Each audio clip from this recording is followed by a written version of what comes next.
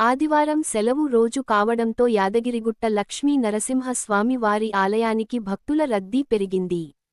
ఆలయ పరిసరాలన్నీ భక్తులతో కిటకిటలాడుతున్నాయి. స్వామివారి ఉచిత దర్శనానికి 3 గంటలు, ప్రత్యేక ప్రవేశ దర్శనానికి 1 గంట సమయం పడుతుంది. భక్తుల రద్దీ అధికంగా ఉండటంతో ప్రసాద విక్రయశాల, సత్యనారాయణ స్వామి వ్రత మండపం, కొండ కింద విష్ణుపుష్కరణి, కారు పార్కింగ్, బస్ స్టాండ్లో భక్తుల సందడి నెలకొంది.